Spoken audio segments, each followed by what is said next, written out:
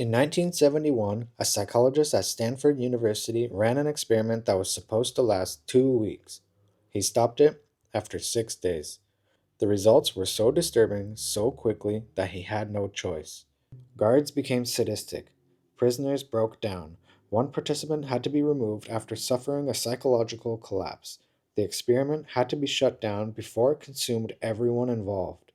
For 50 years, this study was held up as proof of one of the most frightening things ever discovered about human nature: that any of us, given the right conditions, could become a monster.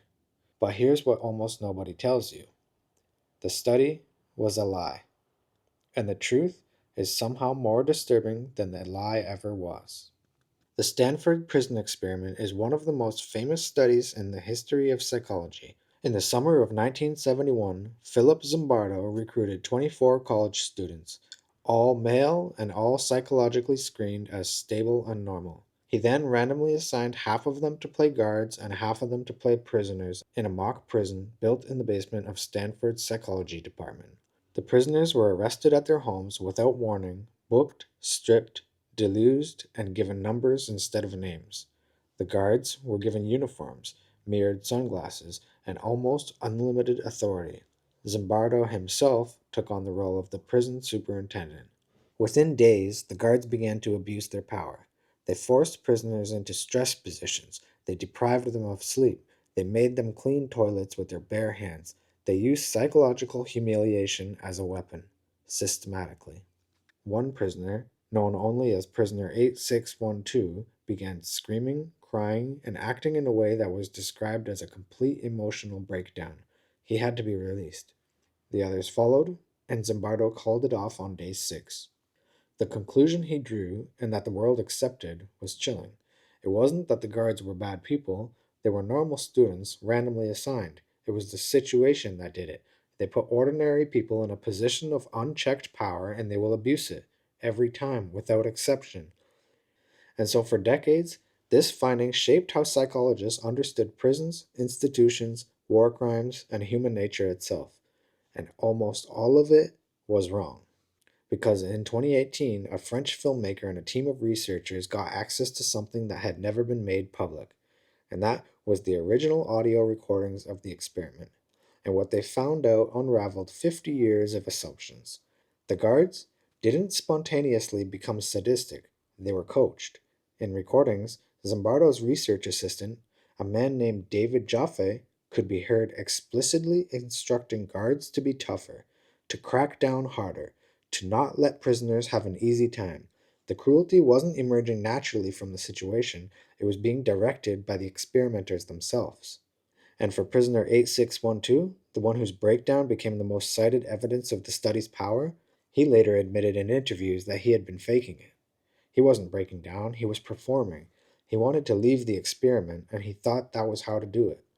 His psychological collapse was deliberate theater, and Zimbardo and his team, who were supposed to be objective observers, never questioned it. And there's more. Zimbardo wasn't just the superintendent of a mock prison, he was a participant who had lost his own objectivity completely. When a colleague visited and raised ethical concerns about what she was witnessing, he reacted with hostility.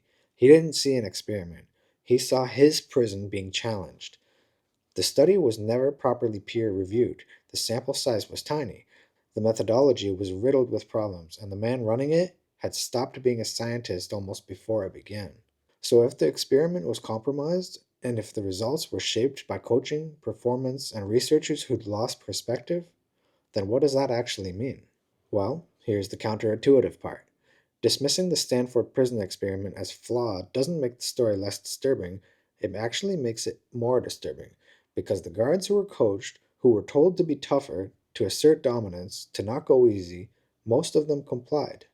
Not all, some refused, some pushed back quietly, but enough did what they were told to that the experiment spiraled in less than a week. And that makes it not really a story about situational power corrupting people automatically. That's a story about authority, about instruction, about how quickly ordinary people will do harmful things when someone with perceived legitimacy tells them that that's okay. You don't need a prison to see that mechanism work. You see it in workplaces, where cultures of cruelty get normalized because the leadership models it. You see it in institutions, where abuse persists because no one in authority names it as abuse. The original study said, put people in the wrong situations and they'll become a monster on their own. However, the real finding is a little more subtle and harder to escape, and that is that the people don't need to become monsters on their own, they just need to be told that it's okay. And there's one more layer to this that most retellings skip entirely. Philip Zimbardo didn't just run the experiment, he never left it. When the recordings became public in 2018, when former participants came forward with the contradictions, when the methodology was dismantled by other researchers, Zimbardo pushed back. He maintained the core findings were real, that the criticisms were overblown, that 50 years of scrutiny had missed the point. Think about what that means. He built a prison in a basement. He assigned roles. He watched people become those roles so completely that the experiment had to be shut down after 6 days. And then he stepped out of the basement and spent the rest of his life doing the exact same thing.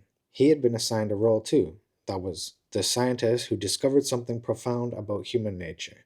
The man who proved that situations shape behavior. His identity, his career, his legacy, all of it lived inside that experiment.